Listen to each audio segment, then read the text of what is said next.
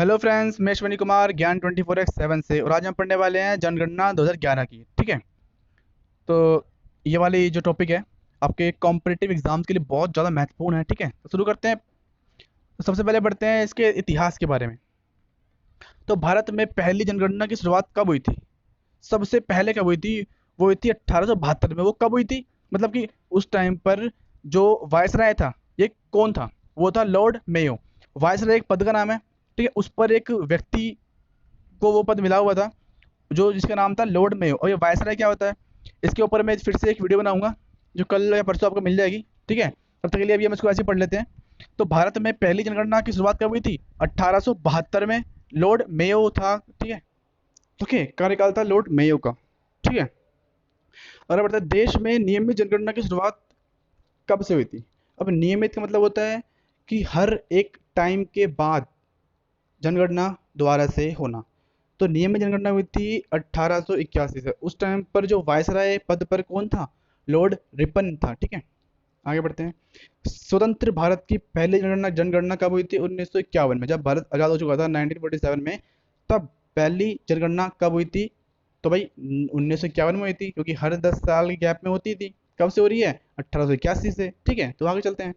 जनगणना का महान विभाजक वर्ष, जिस टाइम पर जनसंख्या कम हो गई थी। तो कम कैसे हो गई थी भाई? पहली बात तो वो कब हुआ था? 1921 में। और कम हुई कैसे थी भाई? वर्ल्ड वॉर वन हो गई थी। ठीक है, जलियांवाला बाग कांड हो गया था, रॉलेट एक्ट आ गया था, बहुत खतरनाक था। ठीक है, तो इसलिए कम हो गई थी। तो जनगणना का लघु विभाजक वर्ष मतलब जनसंख्या कम हुई, पर 1921 के मुकाबले थोड़ी कम कम हुई थी। ठीक है, कम कम हुई थी। तो वो कब हुई थी? 1951 में। ठीक है, जनगणना से संबंधित अनुच्छेद कौन सा है? 246। ठीक है, 2 के बाद 3 नहीं है, 4 के बाद 5 नहीं है, 6 है। ठीक है, 246।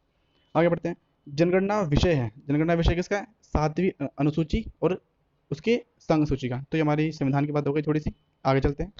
जनगणना की अवधि मतलब वही नियमित। नियम की क्या मतलब? जो नियमित जनगणना होती है जो 1881 से हो रही है, तो नियमित मतलब क्या कि हर 10 साल पे हो रही है। ये नियम है उसका कि हर 10 साल बाद जनगणना होगी। ठीक है, तो जनगणना का अध्ययन क्या कहलाता है? डेमोग्राफी, या फिर हिंदी में कहें बोले तो जनांकिकी। ठीक है, आगे चलते हैं। 2011 की जनगणना का क्रम क्या था? यानी कि कौन से नंबर की जनगणना थी जो 2011 में हुई थी? वो थी 15वीं देश की, और स्वतंत्र भारत की 7वीं। यानी जब से भारत देश में जनगणना स्टार्ट हुई है 1881 से, अगर हम उससे काउंट करें तो 2011 में जो जनगणना हुई थी वो थी 15वीं। और भारत की आज़ाद होने के बाद जो 2011 में जनगणना हुई ये थी 7वीं। ठीक है, तो 2011 की जनगणना का आदर्श वाक्य क्या था? वाक्य था भाई, हमारी जनगणना हमारा भविष्य। और कुल प्रश्न थे इसके अंदर 29। जनगणना का शुभंकर बोलते हैं मैस्कोट को। जनगणना का शुभंकर था भाई प्रगणक शिक्षिका। ठीक है, प्रगणक शिक्षिका। और प्रथम जनगणना कमिश्नर। अब प्रथम जनगणना कमिश्नर मतलब कि जो जनगणना करवाता है, मतलब उसके सही सही सही से हो रही है नहीं हो रही है वो देखता है। तो वो कौन था? Commissioner W Plowden. अब डब्ल्यू प्लांडे याद ऐसा करेंगे कि धमाल पिक्चर में भाई एक डब्ल्यू होता है बड़ा सा, इसके नीचे क्या होता है? उनका प्लान होता है, जिस प्लान के लिए वो गोवा जाते हैं। ठीक है, तो डब्ल्यू प्लान दे। ठीक है, डब्ल्यू प्लान दे। ठीक है, कमिश्नर थे पहली जनगणना जब हुई थी उसका, यानी 1881 के टाइम पे। स्वतंत्र भारत के प्रथम जनगणना आयुक्त। आयुक्त और कमिश्नर एक ही बात होती है। कमिश्नर इंग्लिश में हो गया और आयुक्त हिंदी में हो गया। ठीक है, तो कौन था? आर ए चंद्र मौलवी, sorry R A Gopalaswami. ठीक है, वो नेक्स्ट है आर ए गोपाला स्वामी। गोपाला स्वामी कहाँ से आ? साउथ से आ। गोपाला स्वामी ज़्यादातर कहाँ होते हैं? साउथ में होते हैं इस नाम के। तो आर ए गोपाला स्वामी कहाँ पर आ? उत्तर में आ, दिल्ली में आ। ठीक है, आर ए गोपाला स्वामी। ठीक है, तो दक्षिण से दिल्ली में मतलब नॉर्थ उत्तर में आए थे। तो R A Gopalaswami, R A Gopalaswami. ठीक है, तो 2011 के जनगणना आयुक्त कौन थे? सी चंद्रमौली। ये कैसे याद करेंगे? तो जनगणना के जो हमारे प्रधानमंत्री थे उन 2011 में वो कौन थे? मनमोहन सिंह। तो मनमोहन सिंह ने क्या कहा था? सी चंद्रमौली। क्या सी? जनगणना सी। क्या सी? जनगणना आयुक्त का पद सी। ठीक है, देखो, सी मतलब था देखना। तो पहली बार जाति आधारित जनगणना कब हुई थी? 1931 में। ठीक है, 1931 में जातिवाद की जनगणना जनगणना करी गई थी। तो विश्व जनसंख्या दिवस कब बनाया गया था? 11 जुलाई को बनाया जाता है भाई। कैसे याद करेंगे? एक और एक दो होते हैं, तो ठीक है, एक और एक, तो 11 जुलाई।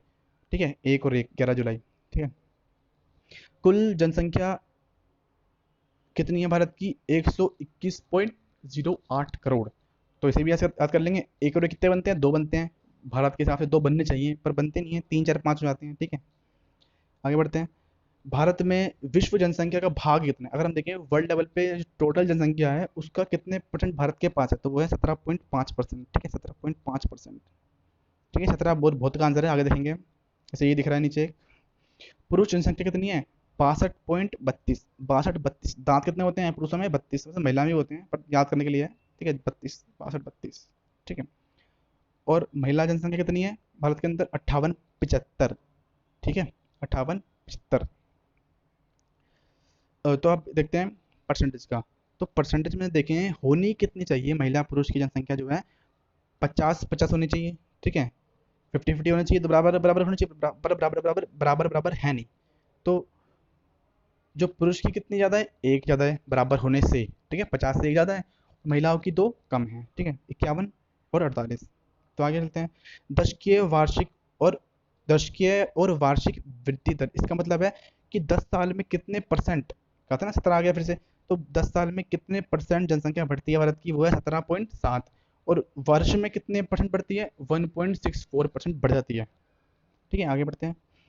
तो कुल साक्षरता दर भारत की कितनी है भाई? 73। ये तो बड़ा तरीका मस्त है कि जो फिल्म है भाई 786 अक्षय कुमार की, उस फिल्म में 73 सिंह मेले में खो जाता है। 70 71 72 होते हैं, 74 भी होता है, पर 73 सिंह खो जाता है। क्यों खो जाता है? पढ़ा लिखा नहीं है, साक्षर नहीं है। 73% पढ़ा लिखा है बस। ठीक है, तो आगे बढ़ते हैं। पुरुष साक्षरता दर, अगर हम बात करें पुरुष की, तो एवरेज से 7 ज़्यादा है, और जो महिलाएं की साक्षरता दर है वो एवरेज यानी 73 73 से 9 कम है। ठीक है, 7 कम है, 9 कम है। 7 कम दोनों होने चाहिए थे, पर सॉरी, पुरुष है जो 7 ज़्यादा है, और जो महिलाएं हैं वो 9 कम है। ठीक है, 7 कम नहीं है, 9 कम है। लिंग अनुपात कितना है भाई? 9:3। इसका मतलब क्या होता है भाई? इसका मतलब होता है कि अगर मैं इसको ऐसे कर देते हैं कि 1000 पुरुषों पर 943 महिलाएं हैं भारत के अंदर। ठीक है, इसका मतलब ये होता है।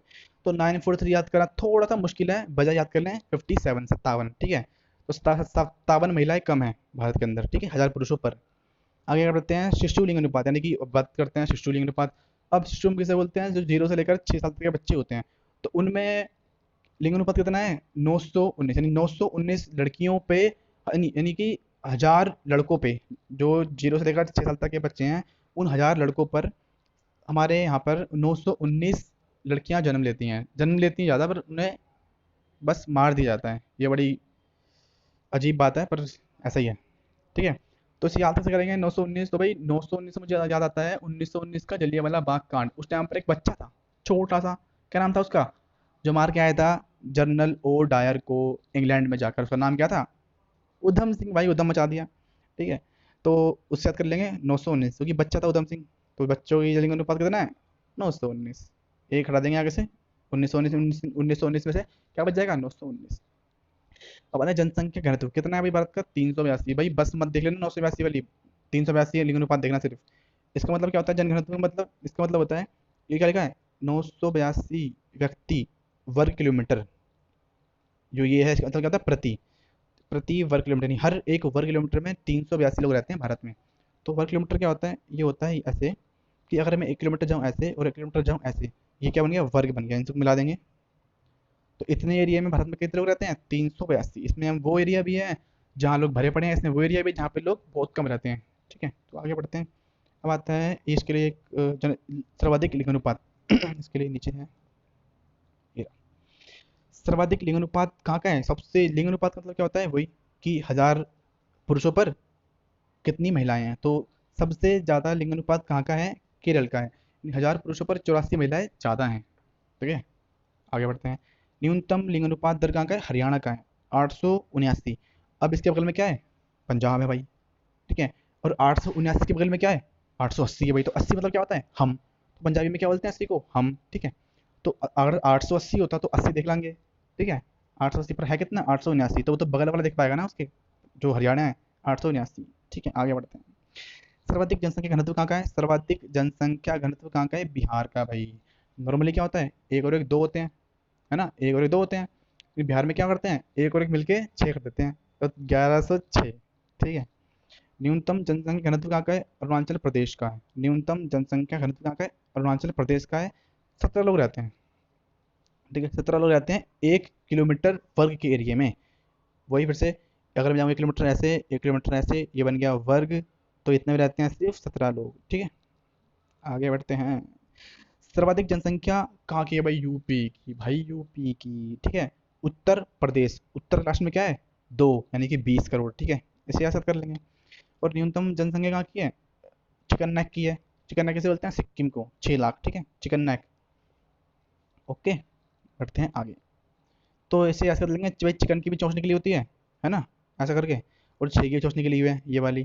ठीक है, तो ऐसे ऐसे कर लेंगे यार, चिकन नेक और चोंच 6 की होती है। ठीक है, आगे बढ़ते हैं। सर्वाधिक साक्षरता, सबसे ज़्यादा पढ़े लिखे लोग कहाँ रहते हैं? केरल में, 94%। 94% सर्वाधिक साक्षरता कहाँ की है? केरल की, 94%। ठीक है भाई, करेला, केरल को बोलते हैं करेले के आकार वाला राज्य है, ये भी याद रखेंगे। तो 94 करेले खा लो, शुगर दूर हो जाएगी एकदम। ठीक है, 94 करेले खा लो, शुगर दूर। तो 94। ठीक है, करेला केरल, 94। न्यूनतम साक्षरता वाला राज्य भाई बिहार है, 61% लोग पढ़े लिखे हैं। ठीक है, आगे बढ़ते हैं। पॉइंट की बात नहीं कर रहे हैं अभी। ठीक है, 61.8 है अच्छा तो, लेकिन मोटे मोटे याद रखेंगे 61.8। ठीक है, 61%। और न्यूनतम महिला साक्षरता, यानी कम महिलाएं यहाँ की पढ़ी लिखी हैं, वो कौन सा राज्य है? वो भी बिहार ही है भाई। ठीक है, अब इसी के साथ करेंगे, इसे याद कर लेते हैं ऐसे इन दोनों को संबंधित करके, कि 51% महिला पढ़ी लिखी हैं। ठीक है, और टोटल एवरेज मिलाएं तो वो, यानी कि पुरुष भी है महिला भी है, वो कितने हैं? न्यूनतम साक्षरता कितनी है पूरी, अगर देखें दोनों को, तो वो है 61। भाई 51 महिलाएं हैं, तो 5 ले लो इसके अंदर मेल का, और 5 ले लो फीमेल का, तो कितना हो गया? 61 हो गया। ठीक है, तो 61% के आसपास। ठीक है, आगे बढ़ते हैं। 51 महिलाएं और 61 दोनों। एकमात्र राज्य जहाँ जनसंख्या घट गई, भाई नागालैंड में। नाग है, नाग ने काट लिया तो जनसंख्या घटेगी घटेगी। ठीक है, और नाग ऐसा होता है, ऐसा होता है, काट लेता है। ठीक है, ये जवान होती है लंबी। नाग थोड़ा खराब बन गया है, पर कोई बात नहीं, याद रखना। केंद्र शासित राज्य, सर्वाधिक लिंगानुपात कहाँ का है भाई? सर्वाधिक लिंगानुपात है पुदुचेरी का। वैसे कैसे याद करेंगे? इसे याद करेंगे ऐसे भाई, पुदुचेरी में टोटल है 4 जिले। ठीक है, 4 जिले में से एक जिले कहाँ पर है? हमारे केरल में है। तो केरल का लिंगानुपात कैसा है? 84। ज़्यादा महिला रहती हैं केरल के अंदर, है ना। 1000 पुरुषों पर 1084 महिलाएं हैं, तो 84 महिलाएं ज़्यादा हो गई। ठीक है, तो 84 महिलाएं ज़्यादा होती हैं केरल में। तो ऐसे ही पुदुचेरी का भी एक जो माहे डिस्ट्रिक्ट यानी जिला है, वो हमारा केरल में है, तो उसकी वजह से पुदुचेरी का लिंगानुपात भी ज़्यादा हो गया। ठीक है, और न्यूनतम लिंगानुपात कहाँ का है? दमन एंड एंड व दीव का। तो दमन दीव में क्या होता है? लड़कियों का दमन होता है, बस याद करने की ट्रिक है, बुरा नहीं मानना, सोचना कुछ नहीं, याद कर लेना बस। ठीक है, पेपर पास करने से मतलब है हमें तो। न्यूनतम लिंगानुपात याद करना, ठीक है, याद रखना। तो यहाँ पे क्या होता है? दमन एंड दीव में लड़कियों का दमन होता है, तो न्यूनतम लिंगानुपात वहाँ का हो गया। ये है, बात कर रहे हैं हम केंद्र शासित राज्य की। ठीक है, इससे पहले बात करते हैं हम राज्यों की। ठीक है, याद रखेंगे इन्हें। अब सर्वाधिक जनसंख्या घनत्व कहाँ का है? दिल्ली का। भाई भरे पड़े हैं दिल्ली में, तो भाई दिल्ली में। ठीक है, न्यूनतम जनसंख्या घनत्व कहाँ का है? अंडमान निकोबार का। अंडमान निकोबार भाई पश्चिम सॉरी, बंगाली खाड़ी में बहुत बीच में पड़ता है, तो वहाँ आना जाना बड़ा मुश्किल होता है। ठीक है, तो याद कर लेंगे। न्यूनतम जनसंख्या घनत्व कहाँ का है? अंडमान और निकोबार। ठीक है, अंडमान निकोबार का द्वीप समूह है, ये भी हमारा केंद्र शासित राज्य में आता है। तो आगे बढ़ते हैं। और सर्वाधिक ज़्यादा लोग भरे कहाँ पड़े हैं? दिल्ली में, राजधानी में। और न्यूनतम कहाँ पे है? बंगाली खाड़ी के बीच में, अंडमान निकोबार में। सर्वाधिक जनसंख्या कहाँ की है? दिल्ली। या भाई भरे पड़े दिल्ली में, तो भाई जनसंख्या ज़्यादा होगी होगी। न्यूनतम जनसंख्या कहाँ की है? लक्षद्वीप की। भाई लक्षद्वीप ने लक्ष्य प्राप्त कर लिया अपना। ठीक है, जनसंख्या कम कर ली।